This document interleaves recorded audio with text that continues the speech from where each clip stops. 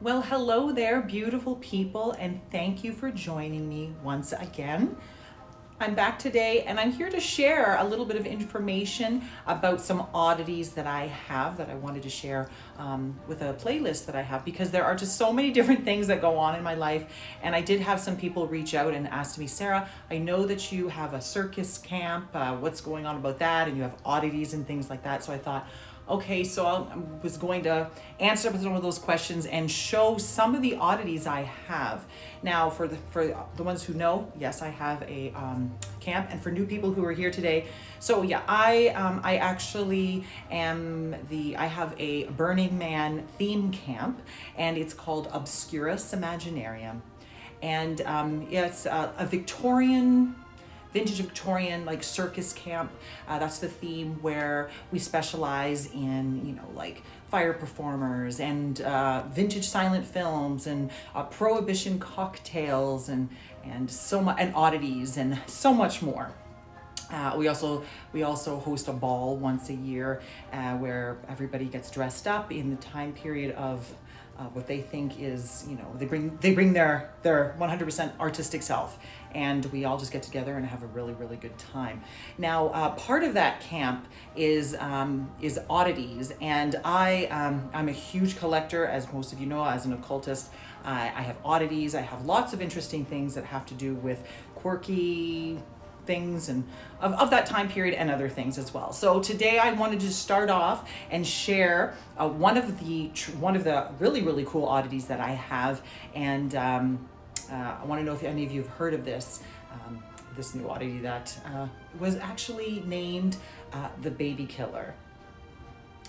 The baby killer, you may ask? Yeah, that's pretty crazy. So first off, before showing the oddity, I love antique markets. I'm always on the hunt for looking for cool things at different antique markets. And this one weekend, myself and my husband, we found this really cool place that had awesome antiques, and we ended up finding there was like an antique fair, and we ended up going into this one place, and they had all these cool bottles and things like that. And I'm always looking for medical things, because I find that time period, the Victorian era, fascinating.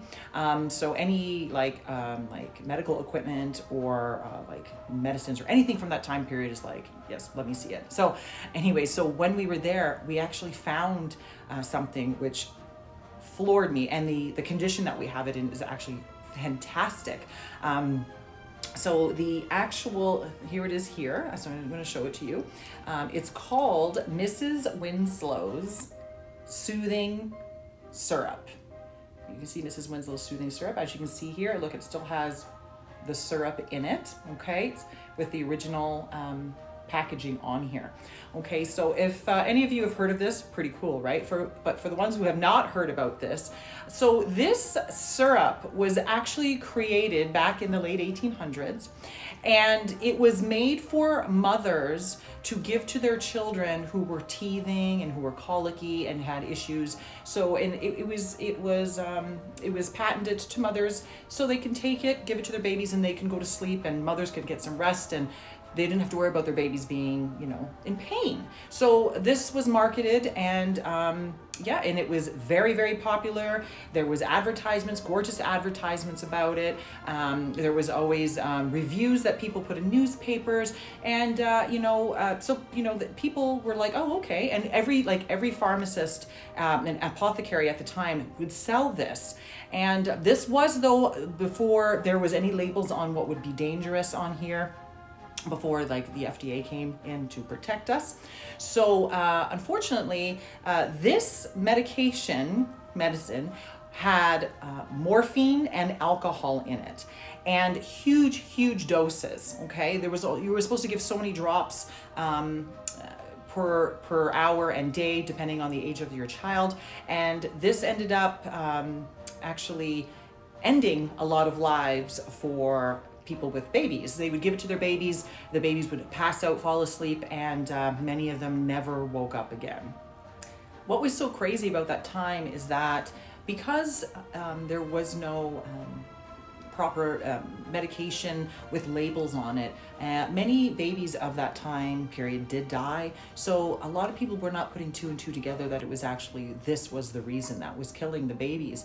This was so popular that they were pumping out 1.5 million bottles per year. It was like a regular thing that people used to buy. So they never put two and two together. They were like, it couldn't have been this. But then eventually they had seen that the numbers were just going up and up and up. And they did put two and two together, and they did realize that this was one of the reasons of why the babies were dying. Now, finally, when the Food and Drug Administration was created, and labels had to be put on medications and foods and things like that, they had to do that also with this, and it had to have the morphine and the alcohol taken out. And at that time when that happened, it was called Mrs. Winslow's soothing syrup, and they changed it by just taking out the word soothing, and they, like I said, taking out the morphine and the alcohol. But by that time the damage was done, and like I said, too many babies had passed away, and the reputation of this quirky medication, the damage was done. So it finally was not on shelves anymore, and it eventually became obsolete.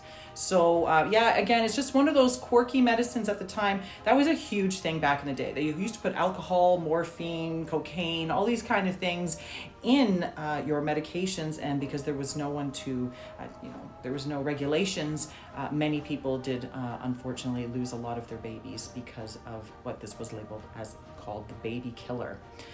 So yeah, pretty crazy story. So I couldn't believe that I found this in the antique market with the actual syrup still in it, and with the original packaging on here. I should be wearing my gloves. I'm not, and I'm going to be putting this back away. I have it in a case that I'm going to be putting it in, because I found out that there is not many in circulation that still have the liquid and the syrup. Most of them are in the museums. I found that this was actually in the Smithsonian Museum. So this is a pretty cool thing that I have, that I collect. But I also, like I said, show these things at my theme camp with part of the Oddities. So just wanted to share this cool story. Have you heard of Mrs. Winslow's soothing syrup? What do you think of that? Pretty crazy. So I would love to hear what you think about this. And I have many other oddities, and I will definitely add it to my playlist of oddities and curiosities and things like that. But thanks so much for joining me today. Again, I'd love to hear what you have to think about the Mrs. Winslow's soothing syrup. Let me know in the comments, and I will be talking to you very soon. Thanks for joining me. Bye.